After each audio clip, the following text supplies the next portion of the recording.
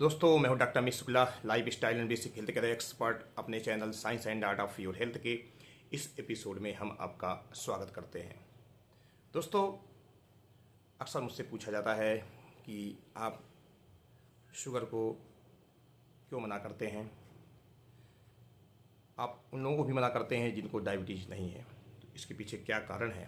तो इसी प्रश्न का जवाब देने के लिए हम आज उपस्थित हैं कि हम क्यों मना करते हैं कि आप शुगर ना खाएं, क्योंकि ये बहुत नुकसान करती है। तो दोस्तों, जो शुगर है, सबसे बड़ा जो हमारे शरीर में प्रॉब्लम करती है वो होता है कि इंसुलिन रेजिस्टेंस पैदा कर देती है। जब आप ज़्यादा हाई शुगर वाला फूड खाते हैं तो ये आपके अंदर इंसुलिन रेजिस्टेंस पैदा कर देती है, जिसके कारण से आपको मोटापे की समस्या हो सकती है, आपको कोलेस्ट्रॉल बढ़ सकता है, आपका ट्राइग्लिसराइड बढ़ सकता है, आपका ब्लड शुगर लेवल बढ़ सकता है और आपका बीपी बढ़ सकता है। ये पांचों लक्षणों में से अगर कोई 3 लक्षण आपके अंदर हैं तो उसको हम मेटाबॉलिक सिंड्रोम कहते हैं। यानी जब आप बहुत ज़्यादा कार्बोहाइड्रेट युक्त भोजन लेते हैं जिसमें शुगर की मात्रा काफ़ी होती है, उससे आपको मेटाबॉलिक सिंड्रोम हो जाता है। आपको मोटापा हो जाता है, आपको कोलेस्ट्रॉल बढ़ जाता है, ट्राइग्लिसराइड बढ़ जाता है, आपका ब्लड शुगर लेवल बढ़ जाता है और साथ में बीपी बढ़ जाता है। ये तो समस्याएं हुई। इसके साथ साथ शुगर का संबंध थायराइड की समस्या से भी है। अगर आप ज़्यादा शुगर इंटेक करते हैं तो आपको हाइपोथायराइडिज्म भी हो सकता है। ऐसी महिलाएं जो शुगर को बहुत ज़्यादा यूज करती हैं, ज़्यादा कार्बोहाइड्रेट युक्त खाना खाती हैं, उनको पीसीओडी भी हो सकता है।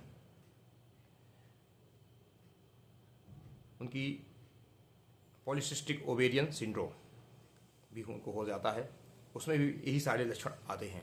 उनको भी मोटापा रहता है, साथ साथ में कोलेस्ट्रॉल ट्राइग्लिसराइड भी बढ़ सकता है, बीपी बढ़ सकता है,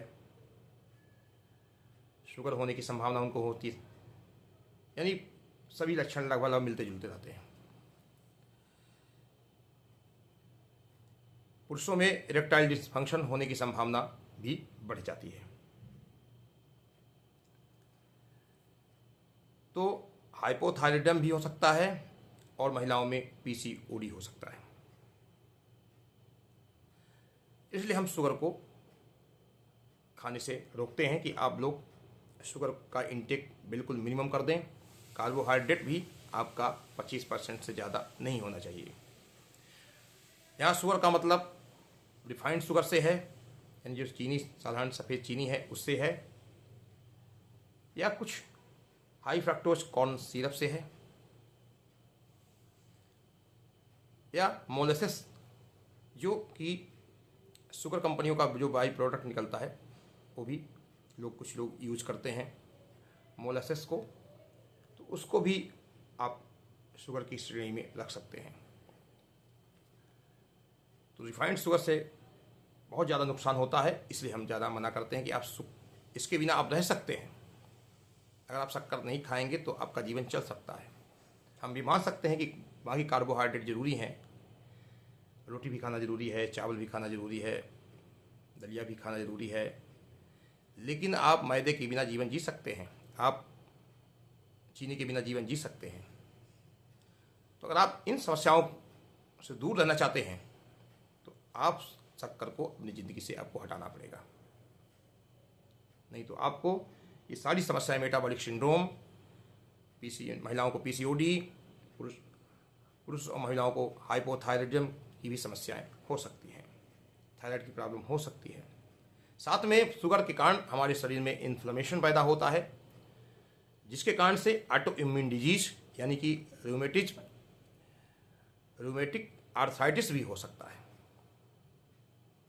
साथ साथ आप अगर ज़्यादा शुगर ले रहे हैं तो आपको कैंसर तक होने की संभावना है। तो ये भी समस्याएं इस शुगर से जुड़ी हुई हैं। अगर आप शुगर ज़्यादा ले रहे हैं तो आपको शरीर में इन्फ्लेमेशन होगा। इन्फ्लेमेशन के कारण आपको बहुत सारी समस्याएं पैदा होंगी। इन्फ्लेमेशन, क्रोनिक इन्फ्लेमेशन के कारण आपको हार्ट की भी प्रॉब्लम हो सकती है, आपको कैंसर की संभावना हो सकती है, आपको ऑटो इम्यून डिजीज हो सकती हैं। तो ये भी समस्याएं इस शक्कर से जुड़ी हुई हैं, इस चीनी से जुड़ी हुई हैं। इसलिए हम आपको मना करते हैं कि आप शक्कर ना खाएं, क्योंकि इतनी ज़रूरी तो नहीं है शक्कर खाना कि आप शक्कर के बिना नहीं रह सकते हैं, आप चीनी के बिना नहीं रह सकते, शुगर के बिना नहीं रह सकते हैं। उसके बिना जीवन जिया जा सकता है। यहाँ तो लोग ज़्यादातर 5 से 6 चम्मच दिन भर में अलाउ है। लोग 15-15 चम्मच, 20-20 चम्मच शुगर ले रहे हैं। कोल्ड ड्रिंक के रूम में ले रहे हैं, लस्सी के रूम में ले रहे हैं, बहुत सारी चीज़ों में शुगर मिलाकर लेते हैं और उसके कारण बहुत सारी समस्याएं होती हैं। तो दोस्तों, शुगर के बारे में जानकारी देने में अगर ये मेरा वीडियो सफल रहा तो इसको लाइक करें और लोगों को बताएं जो शुगर को पसंद करते हैं और शुगर को खाने को अच्छा मानते हैं। उन लोगों को भी ये जानकारी दें कि ये समस्याएं आपको हो सकती हैं, इसलिए आप शुगर से सावधान रहिए। इसलिए मैं हमेशा शुगर खाने को मना करता हूँ। इसलिए ये सब तक ये जानकारी पहुँचाएँ। ज़्यादा लोगों को ये पता नहीं है, इसलिए इनको ये जानकारी पहुँचाना बहुत ज़रूरी है। और जिनको नहीं पता है वो इस समस्या से जूझ रहे हैं। तो आइए इस जानकारी को सब तक पहुँचाएँ। आज के लिए बस इतना ही।